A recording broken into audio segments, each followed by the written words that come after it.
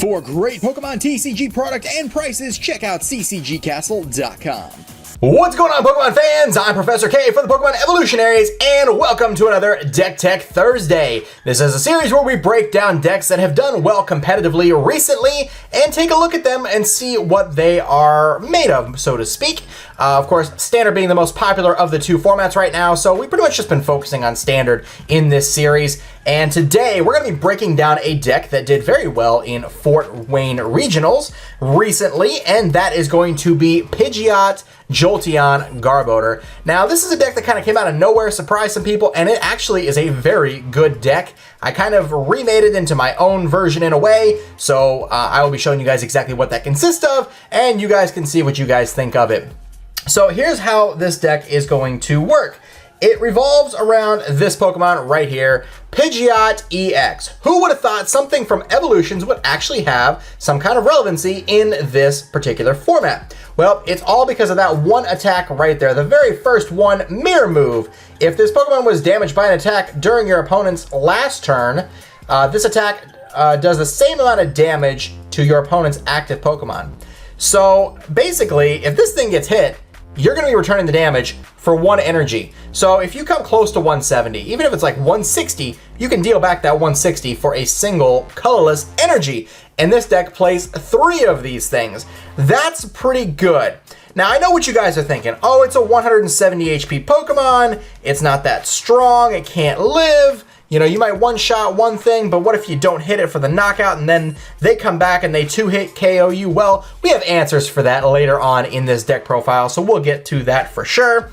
With the lightning weakness, it's not a huge deal right now. Jolteon obviously is a thing, but there's not a ton of lightning Pokemon in the particular format to worry about, and there must not be because this deck did very well in Fort Wayne.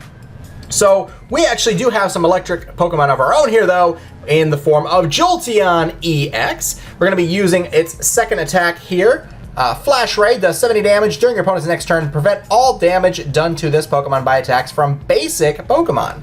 So 70 is a respectable amount of damage. It is boostable with things like Fighting Fury Belt. So that is a thing, up to 80. It's a very good attack.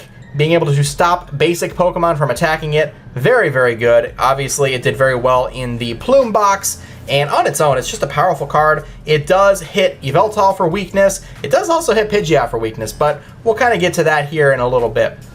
So those are the 2 main attackers of the deck, but we also have a tech attacker as well, and that is going to be Lugia EX. There are 2 attacks here we could actually make use of. Arrow Ball, 20 damage, times the number of energy attached to both active Pokemon.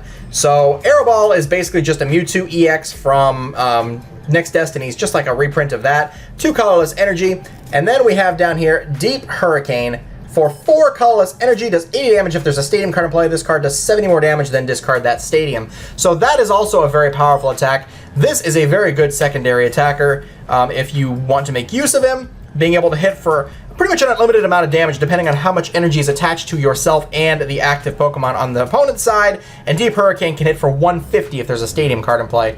That's also very good as well. So these are going to be your 3 attackers. Mostly going to be attacking with Pidgeot. Sometimes you're going to attack with Jolteon. And then there are times where Lugia can come in clutch as well. So we have a few more Pokemon here to talk about. We got 2 copies of Trubbish, which means one thing and one thing only. This is a Garbodor-centric deck. We want to stop our opponent from being able to use their abilities. We don't want them to use Shaman. We don't want them to use Greninja. We don't want them to use Volcanion. None of that stuff. So we also have 2 copies of Garbodor. The reason being Garbotoxin. This Pokemon has a Pokemon tool card attached to it. Each Pokemon in play, each player's hand, and each player's discard pile has no abilities except for Garbotoxin. So that is a very strong ability. Garb is very popular right now, especially paired with Yveltal. Yveltal Garb is ruling the format right now. It's just a terribly powerful deck. But, like I said, this deck has shown some success. What the matchup is, you just kind of have to see how it goes. Also here we have 2 copies of Shaman EX for the ability set up when you play this Pokemon from your hand onto your bench. You may draw cards until you have 6 into your hand. By now we all know what Shaman does. Love it or hate it, it's still very important for most of these decks. It is expensive, but it is important in order to get this deck going as fast as possible. Speaking of going as fast as possible, we have one more Pokemon here to add, and that is Jolteon EX. Again, just for the ability, Scoundrel Ring. When you play this Pokemon from your hand onto your bench, you may search your deck for up to 3 Pokemon EX, except for Hoopa, reveal them, put them into your hand, and shuffle your deck afterwards. So this is going to help us get out all of our attackers. It can get out our Pidgeots, our Jolteons, our Lugia, and it can get out our Shaman to help with our draw support. So ideally, if you start with a Pidgeot and you play down Hoopa, you're going to want to get another Pidgeot, a Shaman, and a Jolteon. That's pretty much how your first turn is going to want to go. That is an ideal first turn. You can bench everything, draw up to 6, and just start moving on from there, setting up as much as you can to get the game going in your favor. So that's going to be it for the Pokemon. Let's move on to the supporter lineup, which is actually quite interesting. I messed with this a bit myself, and I feel pretty confident about this. First, we start off here, 4 copies of Professor Sycamore. It's pretty much a standard. Discard your hand, draw 7. It is the best draw supporter right now, so I definitely think 4 is a necessity at this point. But I only have 2 copies of N. Where each player shuffles his or her hand into his or her deck, each player draws a card from each of his or her remaining prize cards. Only 2 N. Reason being, we have our 4 Sycamore, we have 2 Shaman, we really just don't have a whole lot to make use of here with the N. We don't really want to be behind in the game either, because that's not good for us. So if we're behind already, it's not that great. But we also have access, of course, to items to get back those same supporters. So another thing is, when we're going to be two-shotting most of the field, we're going to want to make sure that we have 2 copies of Lysander. We want to make sure we're dealing damage where we need to. It is important to really be smart with this deck and play smart. So we want to play 2 copies of Lysander, not only just because in case one is prized, but there may be times where we need to do it multiple times, and via Seeker, it needs to be going towards other resources. All right, next up here, we play 1 copy of Pokemon Center Lady. Now, this is one of the key components to why Pidgeot can work. Heal 60 damage and remove all special conditions from one of your Pokemon. The idea here is you have a 1 energy attacker.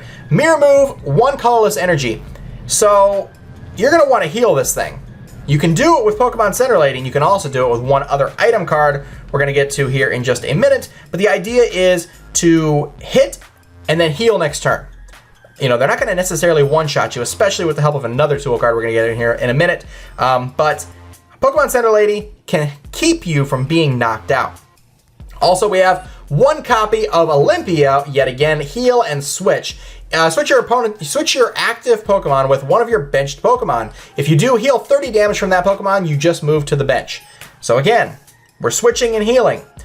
That's another great thing, especially if we want to go into a Jolteon, which also has free retreat, by the way. So that's another good thing. We also have 1 copy of Pokemon Ranger for a couple of reasons. We want to be able to attach our special energy. That's one big one. I think that is probably the biggest thing that we want to worry about here is playing a Pokemon Ranger down to be able to play our special energy. Jolteon does take a double colorless. That's important. Lugia takes double colorless. That's also important. I think that's pretty much the main thing that we want to worry about is Chaos Wheel. So we have that for that. Also, we've got 1 copy of Ninja Boy. Now, this is a cool card in this deck, in my opinion.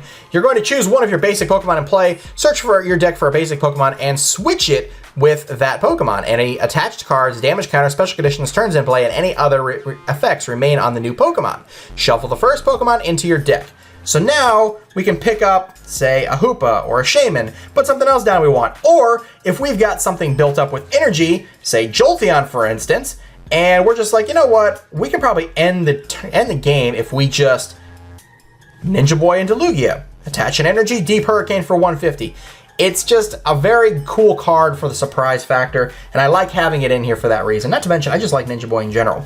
So that's going to be it for the supporter lineup. Let's move on to the items, which are much more straightforward. 4 copies of VS Seeker. Put a supporter card from your discard pile into your hand. This is where I was talking about having 2 Lysander. You maybe want to dedicate your VS Seeker to something else, like Olympia, Pokemon Center Lady, Ranger, Ninja Boy, Sycamore, or N for that matter. Also, 4 copies of Ultra Ball. Discard 2 cards from your hand. Search your deck for a Pokemon. Reveal it. Put it in your hand. Shuffle your deck afterward. So that's going to get Pokemon. Obviously, your first turn, you want to go for a Hoopa more than likely. If it's there, sometimes it's prized. You just can't help it sometimes. We also have 4 copies of Trainer's Mail. Look at the top 4 cards of your deck. You may reveal a trainer card you find there, except for Trainer's Mail. Put it into your hand, shuffle your deck afterwards. So this is going to get all of your trainer cards. It's very good for that, obviously. Let's put this, actually, let's just put it right there. We'll cover up Sycamore partially here. Now, this is what I was talking about before. Mirror Move takes 1 energy.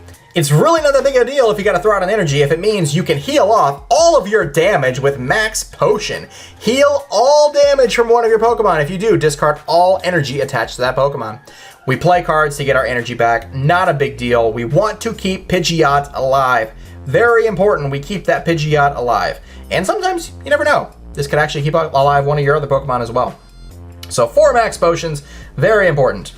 Next up here is 3 copies of Fighting Fury Belt. The basic Pokemon this card is attached to gets an extra 40 HP and attacks do 10 more damage to your opponent's active Pokemon. So now we go from 170 to 210, and we have healing capabilities. You're gonna have to one-shot that Pidgeot or hope that we don't come into our Max Potion or our Center Lady or our Olympia, whatever the case may be, because we're dealing with 210 HP, mega levels of HP.